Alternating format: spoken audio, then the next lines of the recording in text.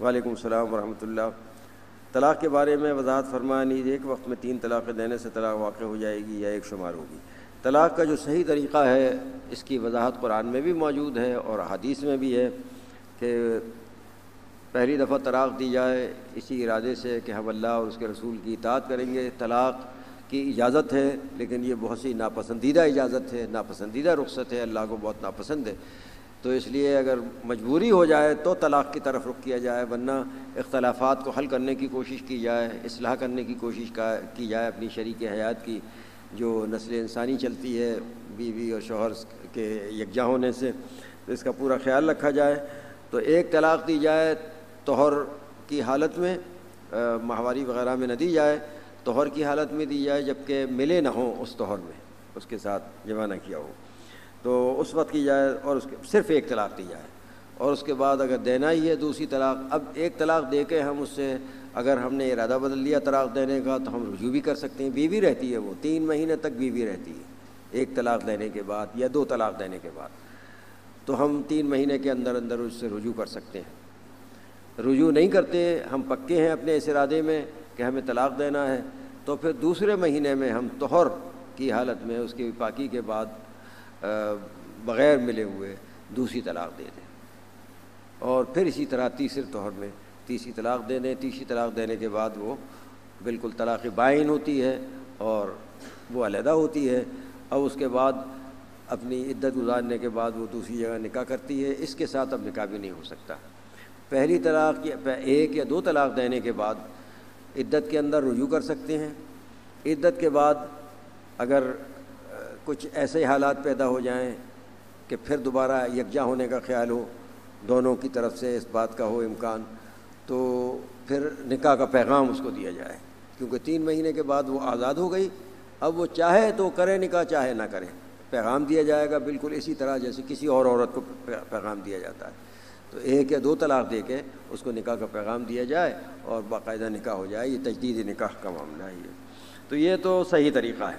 3 طلاق اگر ایک ساتھ دے دی جائیں غصے میں تو یہ گناہ ہے، کیونکہ اللہ اور رسول کے احکامات و تعلیمات کے خلاف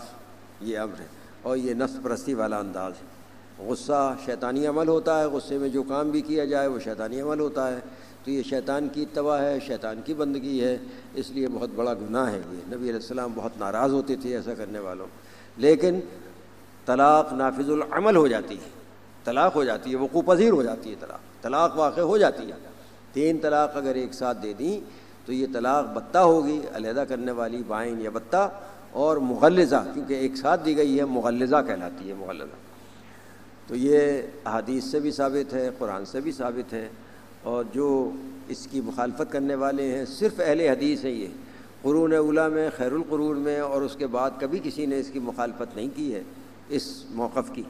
اس کو 3 طلاق کو 3 طلاق مانا ہے، 3 طلاق کو 1 طلاق نہیں مانا۔ جو جن روایت سے لیا جاتا ہے وہ بھی روایت صحیح نہیں ہے اس لحاظ سے،